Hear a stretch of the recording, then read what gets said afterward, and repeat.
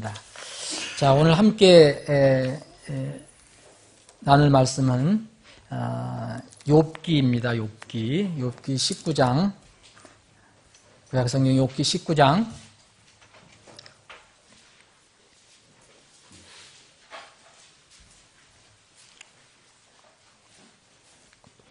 욥기 19장을 전체를 보는데 시간 관계에서 다 읽지 않고요. 욥기 19장 1절 보면 그때 욥이 응답하여 이르되 너희가 어느 때까지 내 혼을 괴롭게 하며 말들로 나를 산산조각 내려느냐. 너희가 이와 같이 10번이나 나를 모욕하였으되 내게 낯선 자처럼 행하고도 부끄러워하지 아니하는도다. 참으로 내가 잘못을 저질렀다 해도 내 잘못은 내게 남아 있느니라. 참으로 너희가 나를 대적하여 너희 자신을 높이고 나를 대적하여 내 수치를 말하려 할진대 하나님께서 나를 뒤엎으시고 자신의 그물로 나를 에워싸신 줄 이제 알지니라. 보라 내가 억울하여 부르짖으나 그분께서 내 말을 듣지 아니하시고 내가 크게 부르짖으나 심판하지 아니하시는도다. 자, 제가 다 안 읽겠습니다. 그러면 이제 13절 이렇게 보시면 그분께서 이게 하나님인데 지금 욥이 굉장히 큰 고통과 슬픔 속에서 지금 하소연 겸 무슨 그 슬픔에 겨워서 고백하는 내용이에요. 그분께서 내 형제들을 내게서 멀리 떠나가게 하시니 내가 아는 사람들이 진실로 내게 낯선 자가 되었도다. 내 친척들은 끊어지고 내 친한 친구들은 나를 잊었도다. 내 집에 거하는 자들과 내 여종들이 나를 낯선 자로 여기니 내가 그들의 눈앞에서 애국 사람이 되었도다. 내가 내 종을 불러도 그가 대답하지 아니하며 내 입으로 그에게 간청하였도다. 내가 내 몸에서 난 자식들로 인해 간청하였을 때 내 숨결이 내 아내에게 낯설도다. 참으로 어린아이들도 나를 업신여기고 내가 일어서면 나를 비방하였도다. 내 마음속 친구들이 다 나를 몹시 싫어하며 내가 사랑하는 자들이 나를 치려고 돌이켰도다. 내 뼈가 살갗과 살에 달라붙으니 내가 잇몸만 가지고 피신하였도다.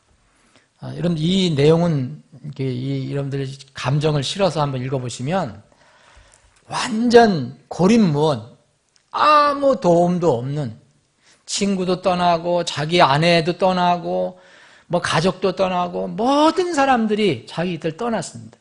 그리고 자기를 미워하거나 비난하거나 심지어는 자기 집에 있는 하인들까지도 주인을 업신여기고 무시하고 하는 그런 상황입니다.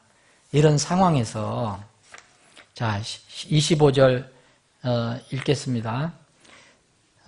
내 구속자께서 살아계시는 것을 내가 아노니 마지막 날에 그분께서 땅 위에 서시리라. 내 살갗의 벌레들이 몸을 멸할지라도 내가 여전히 내 육체 안에서 하나님을 보리라. 내 콩팥이 내 속에서 소멸될지라도 내가 직접 그분을 보리니 다른 것이 아니요 내 눈이 바라보리로다.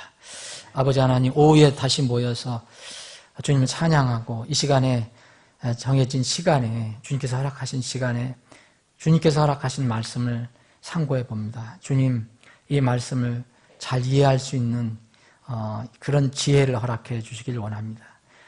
이해하고 깨달으면 그것을 내 개인의 믿음으로 확실히 삼을 수 있도록 그것이 내 것이 될 수 있도록 주님께서 우리를 도와주시길 간절히 원합니다.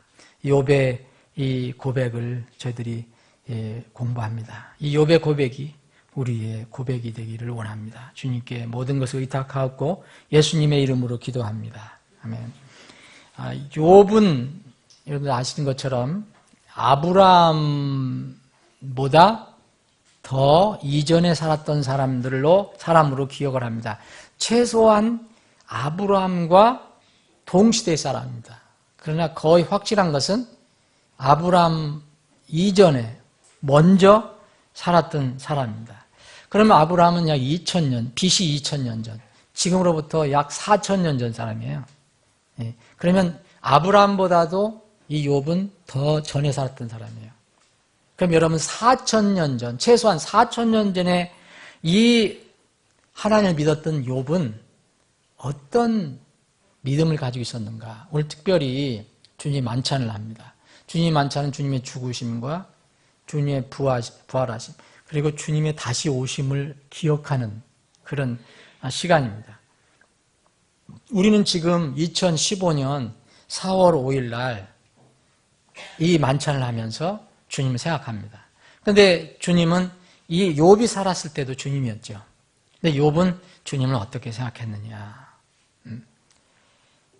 지금 우리가 읽어본 내용은 욥이 자신의 인생에서 가장 어려울 때, 가장 힘든 고난에 빠졌을 때입니다. 최고의 시험에 빠졌을 때예요. 우리도 인생을 처음부터 끝까지 우리가 바라볼 수 있다면 70인생, 80인생, 90인생 바라볼 수 있다면 어느 때가 가장 힘들고 고난스럽고 고통스러웠던 어떤 기간이 있을 거예요. 그런데 이 욥은 이때가 자신의 인생에서 가장 힘들었을 때입니다. 이런 고립몬이 얘기 좀 나왔잖아요. 친한 친구, 친한 친척, 심지어 아내, 여종들, 자기 몸에서 나온 자식들까지도, 그리고 아내는 아내가 낯설다고 그랬어요. 낯설어. 어떻게 아내가 이렇게 낯설어요? 그 마음속으로 그렇게 생각했던 친구들도 버리고, 나를 사랑하는 사람들도 다 버리고, 아니면 나를 치려고 공격하고 달려들었다. 이 내용은 이제 18장까지는 이제 그 욥의 세 친구가 이 고난을 당한 욥을 찾아와서 세 친구가 위로한다고 이제 찾아왔는데, 이 세 친구가 이렇게 서로 위로는 한다고 했는데 돌아가면서 얘기한 게 결국은 이 욥의 마음을 상하게 해버렸어요. 위로를 뭐냐면 네가 잘못한 거 아니냐. 너 잘 살펴봐라. 에? 하나님은 네가 죄가 있으니까 너를 치신 거 아니냐. 이런 쪽으로만 계속 얘기했어요. 그래서 이 욥이 너무 많이 상처를 받았어요. 그래서 욥이 위로를 받기를 원하는데 위로를 받기는커녕 이 큰 상처가 됐습니다. 여기 21장에 보시면 이제 욥이 또 대답하잖아요. 그러니까 이제 이 19장에 욥이 얘기했더니 또 친구 한 사람, 남아 사람 소발이 또 20장 장엄하게 길게 얘기하죠. 그랬더니 또 욥이 20장에 또 대답합니다. 그러면서 이 34절에 보면 그런데도 너희가 어찌 나를 헛되이 위로하느냐. 헛되이 위로하느냐. 이 친구들이 욥을 위로해준다고 왔는데 쓸모없는 위로였다는 거야. 쓸모없는 위로. 인간의 생각으로, 하나님의 기준이 아니라 인간의 생각으로 이렇게 그 위로를 해주니까 오히려 욥의 상처에다가 더 소금을 뿌리는 그런 상황이 됐어요. 그래서 여기 보니까 완전히 나는 아무도 지금 이제 의지할 사람이 없구나. 나를 지금 생각하는 사람은 아무도 없구나. 고립무원이다. 이런 상태에 빠진 것입니다. 이때 이런 고백을 했어요. 여러분, 여기 이 19장 25절부터 27절까지가 욥의 부활신앙이에요. 욥은 다시 말씀드리면 우리보다 지금 4,000년 전의 사람입니다. 4,000년 전. 40년도 아니고 400년도 아니고 4,000년 전 사람인데 우리가 부끄럽게도 이 욥은 지금 이 시대에 성경이 이렇게 완성이 됐고 이 좋은 성경이 많이 있고 얼마든지 읽을 수 있고 이 전도자, 설교자, 선교사 또 복음 전하는 사람들이 많고 얼마나 많은 사람들이 있습니까? 이런데도 우리가 못 믿는 게 있는데 이 욥은 성경이 있었습니까? 이때 우리 같은 성경이 있었습니까? 여기에 모든 믿는 사람들 자기가 사랑했던 사람들은 다 떠나고 자기를 공격하는 이런 상황에서 이런 믿음을 고백했다는 겁니다. 참으로 욥의 부활신앙은 놀랍습니다. 욥의 부활신앙을 우리가 잠깐 몇 가지를 이렇게 살펴보겠습니다. 욥은 결국은 이제 하나님과의 대화를 나누면서 나중에 회복이 되죠. 사람과 대화를 나누면서 회복된 게 아닙니다. 나중에 하나님과 대화를 나누면서 회복이 됩니다. 그런데 욥은 이렇게 얘기합니다. 25절 보면 내 구속자께서 살아계신다. 그러니까 구속자가 있다는 것을 알아요. 구속자. 이때만 해도 이게 그렇게 이 욥 시대에 이 용어가 그렇게 익숙하지 않은 때라고 생각합니다. 우리는 지금 구속자, 대속자, 구원자 우리는 얼마든지 듣고 있지만은 이때는 이게 없었을 거라고 생각하는데 욥은 뭐라 했냐면 리디머, 나의 리디머라고 얘기합니다. 나를 값주고 사실 분이 있다. 예? 리디머. 이것을 믿었습니다. 욥은 세상을 위한 어떤 하나님께서 정하신 리디머가 있다. 이것을 믿은 겁니다. 우리는 바울 사도가 디모데에게 준 편지, 디모데 전서를 통해서 우리가 이런 세상에 구원자가 있다는 걸 알아요. 하나님과 우리 죄인들 사이에 이 중재자가 있다는 것을 압니다.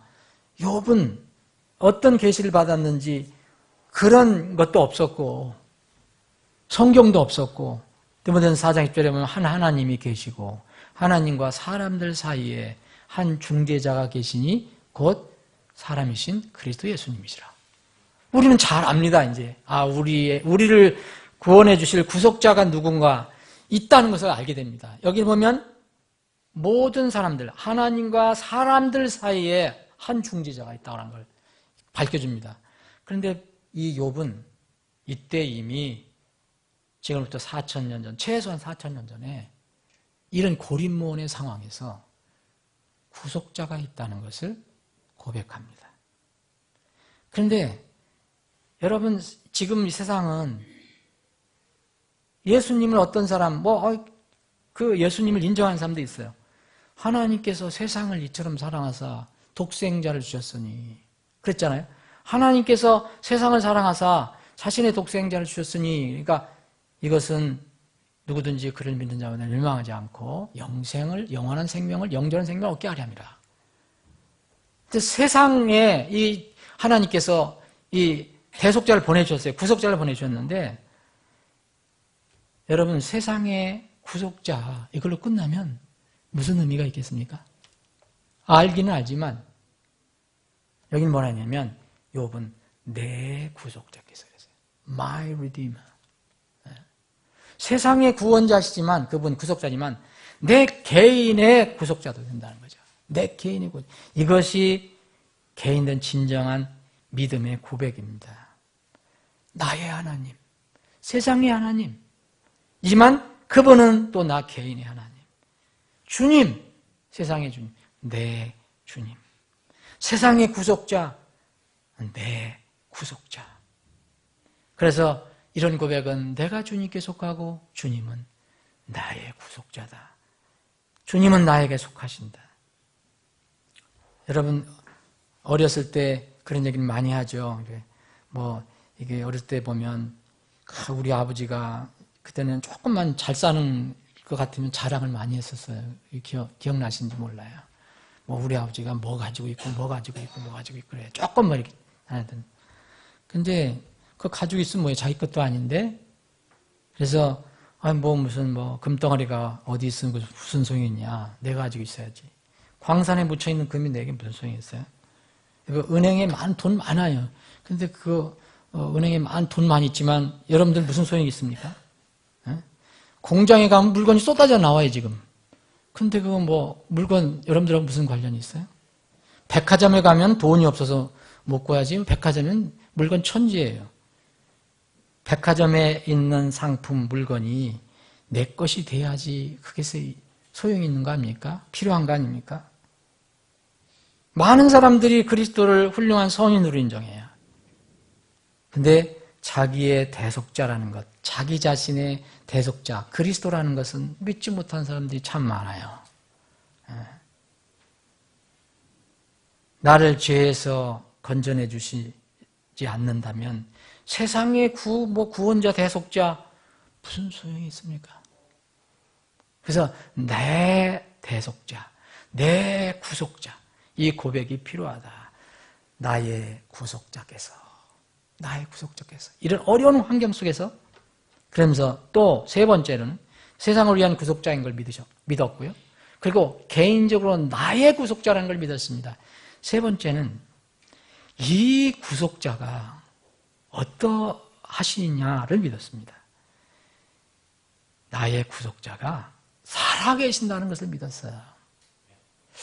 이게 왜 이렇게 아침에도 말씀드렸지만 우리는 눈에 안 보이면 거의 살아있는 걸로 생각지 않잖아요. 그런데 특히 하나님은 우리 눈에 안 보이니까 살아계셔서 역사하신다는 걸 참 느끼기가 어려워요. 눈에 안 보이니까.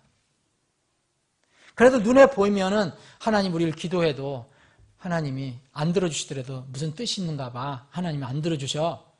이해는 하는데 눈에 안 보여요. 그러니까 기도를 해도 응답이 없어요. 하나님이 살아계신 거예요. 죽으신 거야. 그런데 이 욥은 얘기합니다. 내 구속자께서 지금 살아계신다. 살아계신다. 이거 어떤 상황에서 고백한 겁니까? 형제 떠나고 지인 떠나고 친구 떠나고 여종들도 업신여기고 마누라도 이 부인도 자기 뭐라 그랬어요 나중에 욥 처음에 아이고 하나님 저지하고 죽으라 그랬잖아요. 참 정말 못난 남편이구나 이런 얘기입니다. 요새 같으면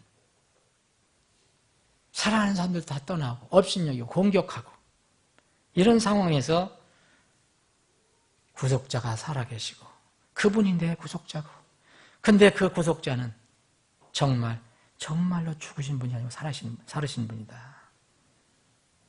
사랑하는 여러분, 눈에 보이지 않지만 하나님께서 보내신 예수 그리스도께서 항상 살아계셔서 지금도 여러분들과 함께 살아계시고 역사하심을 믿습니까? 참 그게 이 욥이 어떻게 이렇게 고백을 했을까? 하나님을 믿지만 하나님 믿습니다. 지금 살아계신 거 믿습니다. 하나님 계시는 거 믿습니다. 하나님이 존재합니다. 근데 정말 내 삶을 이렇게 간섭하시고 눈동자처럼 바라보시고 이끌어주시고 하여튼 살아계셔서 간섭하고 역사하신 것을 믿기는 좀 어렵습니다. 그렇다면요. 하나님을 믿지만 하나님을 인정하지만 살아계셔서 역사하시는 것을 믿지 못하면 여러분 이교도들이 만들어 놓은 우상과 뭐가 차이가 있겠습니까? 그렇죠? 그들은 보이게 만드는 거고 우리는 우상 싫어한다니까 안 만들어 놓은 거죠. 그것밖에 차이 없어요. 그 우상이 살아있는 우상입니까? 여러분 거기서 100번을 절해도 그 부처가 깨워서 여러분들에게 말 걸지 않습니다. 100번을 절해도 그 나무로 만든 우상이 살아서 움직이지 않습니다. 그래서 하나님께서 얘기하잖아요. 우상은 아무 소용이 없는 것이다. 사람들이 만들어 놓은 것이다. 자기가 땔감으로도 쓰다가 또 만들어서 그것도 거기다 절하고. 이 기도들과 우리가 뭐가 다를까?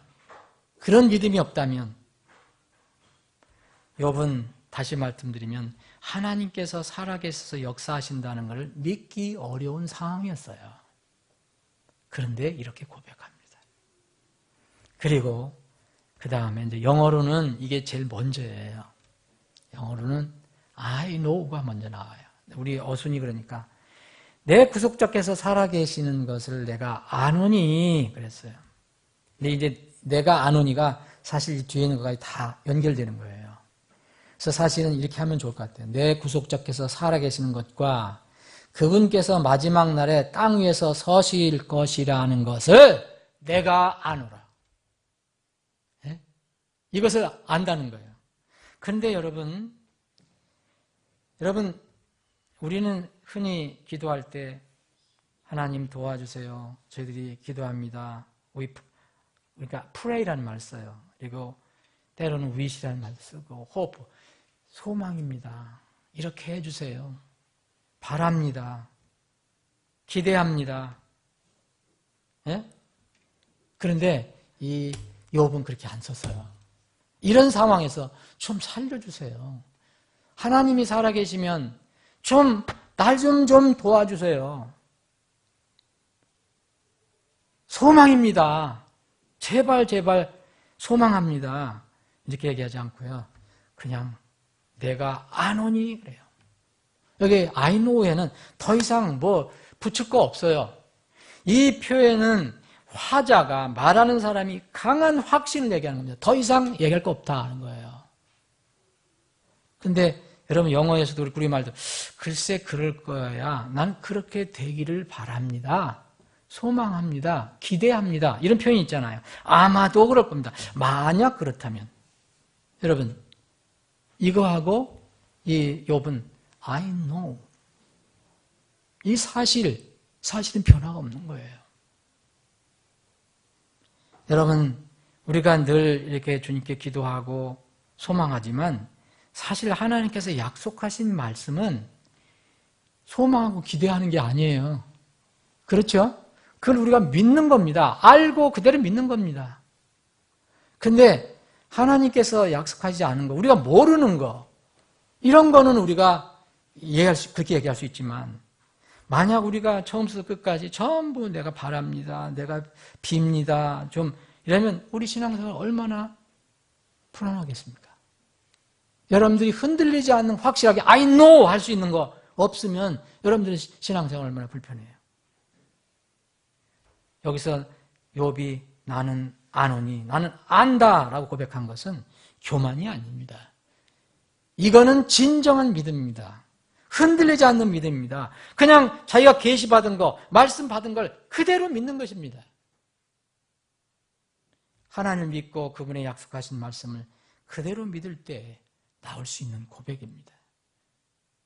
다섯 번째는 여기 이제 오늘 이제 주님의 부활을 생각해 본다면 여러분 주님의 부활은 이 바울 사도의 그 계시에 의하면 주님의 부활은 모든 부활의 첫 열매라고 했어요. 그러죠?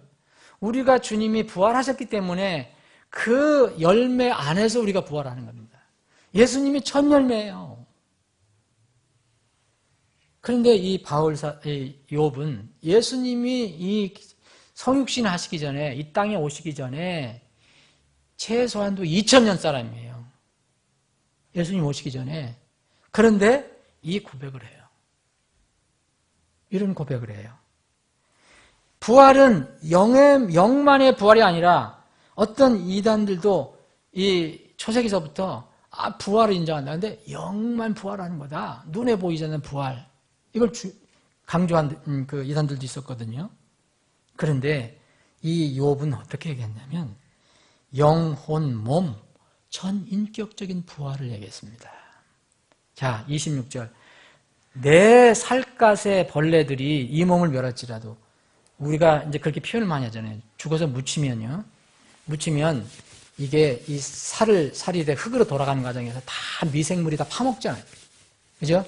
나 그 과학적인 다 모르지만 다 미생물 작용이 일어나서 다 흙으로 돌아가요. 내 살갗의 벌레들이 이 몸을 멸할지라도 그럼 없어지는 거잖아요. 그런데 뭐냐면 내가 여전히 내 육체 안에서 하나님을 보리라. 어디서 본다 그랬습니까? 육체 안에서. 육체 안에서 내 하나님을 본다 그랬어요. 근데 이 개혁성의 문제는 이거 뭐라 했습니까? 나의 이 가죽 이것이 썩은 후에 내가 육체 밖에서 하나님을 보리라 그랬어요. 그래서 이 몸이 썩으면 그래서 이제 혼만 올라가는가 보다. 혼만 하나님 보는가 보다. 그렇게 생각할 수 있어요. 내 육체 밖에서 하나님을 보리라 그랬으니까. 육체 밖입니까? 육체 아닙니까? 완전히 틀려요. 육체 안. 지금 무덤에 있는 사람이든 지금 고통을 막 경들고 있는 사람이든 젊은 사람이든 우리는 다 한번 가는데 육체 안에서 하나님을 본다는 거예요. 지금부터 4000년 전의 인물. 예수님이 오시기 전 2000년 전의 인물인 욥이 고백을 합니다. 이건 누가 고백을 하게 했습니까? 성령 하나님께서 하신 거 아닙니까? 27절 내 콩팥이 내 속에서 소멸될지라도 내가 직접 그분을 보리니. 콩팥이라면 이 내장의 어떤 대표적인 기관인데 이것이 다 분해가 되면 뭐 없어진다는 얘기 아닙니까? 육체는. 그런데 그렇게 된다 할지라도 내가 직접 그분을 보리니 다른 것이 아니요. 뭐냐? 내 눈이 바라보리로다. 손이 무슨 눈이 있겠어요? 이 눈도 다 이렇게 썩어서 없어져 버리는데. 그런데 욥은 말합니까? 내 눈이 볼 거다, 직접. 여러분, 이게 소망 아닙니까? 예수님 부활하셨습니다. 그래서 제자들이 영 아니냐? 예수님 보고 무서워서 막 그랬을 때 예수님이 안심시켰어요. 두려워하지 말라. 그래서 먹을 것을 달라 그랬잖아요. 벌집 드시고, 네? 영혼, 몸, 온 인격체가 부활이 됩니다. 부활된 그런 전 인격체로 주님을 만난다는 거예요. 여러분, 이게 얼마나 놀라운 약속입니까? 사람이 할 수 있는 것입니까, 이게? 이렇게 욥은 내가 뭐를 믿고 싶다. 아마도 그렇게 되겠지. 내가 나중에 무덤에 가면, 나중에 혹시 하나님이 나를 긍휼히 여겨주시면 이렇게 해주시기를 소망합니다. 이게 아니에요. 그냥 선언합니다. 사랑하는 여러분, 오늘 4월달 주님 만찬입니다. 만찬은 무엇입니까? 여러 가지가 뜻이 있지만 오늘 특별히 예수님 부활하셨어요. 부활하신 예수님 우리가 만나게 됩니다. 부활하신 예수님, 그 예수님의 부활의 첫 열매, 그 부활의 첫 열매였던 예수님을 우리가 기억하고 기념하는 시간이 이 만찬입니다. 그래서 구원받지 않은 사람은 의미를 모르는 거예요. 부활을 믿지 않는 사람은 의미를 모르는 거예요. 땅에서 지금 이 만찬을 시작하지만 사실은 이게 하늘의 일입니다. 주님께서 십자가에 달리시 전날 밤에 첫 만찬 때 제자들에게 하신 말씀이 있어요. 이 마태복음 26장 29절 보니까 내가 너희에게 이르노니 내가 이 포도나무 열매에서 난 것을 이제부터 내 아버지의 왕국에서 너희와 함께 새롭게 마시는 그날까지 마시지 아니하리라. 예수님이 그 만찬 하시고 돌아가셨잖아요. 이게 무슨 얘기입니까? 그러니까 더 하실 기회도 없었고, 그런데 분명히 새롭게 마시는 날까지 마시지 아니하라면 내가 마실 수 있는 기회가 있는데도 안 마시겠다 이런 것보다도 내일이면 돌아가시잖아요. 내일이면 돌아가시잖아요. 그러면 부활해서 너희들과 만나서 마시겠다는 거죠. 이제부터 내 아버지 왕국에서 너희와 함께 새롭게 마시는 날까지 마시지 않을 것이다. 우리는 주님과 함께 이제 만찬을 할 때가 있습니다. 신부로서 그때를 기다려봅니다. 사도 바울이 교회들에게 주신 말씀이 있어요. 고린도 교회를 대표해서 너희가 이 빵을 먹으며 이 잔을 마실 때마다 주의 죽으심을 언제까지요? 이 땅에서 하는 걸 얘기하는 거예요. 그분께서 오실 때까지 보이느니라. 오시면 어떻게 됩니까? 우리가 그분과 함께 새롭게 만찬을 할 것입니다. 그분이 오실 때까지는, 이 땅에 오실 때까지는 우리가 이런 만찬을 하지만 이제 부활하신 예수님이 오시면 우리는 그 놀라운 그 만찬에 참여하게 될 것입니다. 오늘 만찬을 하기 전에 우리 믿음을 다시 한번 살펴보는 것이 어떨까요? 사랑하는 여러분, 만찬에 참여하실 여러분, 주님께서 약속하신 말씀을 욥처럼 정말 믿습니까? 주님께서 세상을 심판하고 우리 거듭난 하나님 자녀들을 공중으로 끌어올리시는 영광의 휴거의 아침을 위해서 그 주님께서 다시 오실 것이라는 것을 I know 할 수 있습니까? 입술로 고백만 하는 것인지 아니면은 입술로 고백하는 그 내용이 나의 실제의 삶 속에서도 실천되고 그대로 드러나는 것인지, 우리는 자칫하면 빵과 피를 나누고 마시면서도 그 빵과 피가 의미하는 그런 부활신앙, 그런 삶을 살지 못할 수도 있습니다. 이중적인 신앙생활을 할 수가 있다는 거죠. 그래서 최소한 우리 교회는 회중들이 정한 것처럼 한 달에 한 번씩 자기 자신을 단순히 빵과 포도즙을 먹는 것뿐만 아니라 그것을 통해서 주님을 기억하고 나의 삶을 부활의 삶을 살고 있는가 돌아보는 그런 시간이 되기를 저는 소원합니다. 자신을 돌아보고 온전한 부활 신앙 위에 굳게 서는 기회가 되기를 바랍니다. 두 분 형제님 모시겠습니다.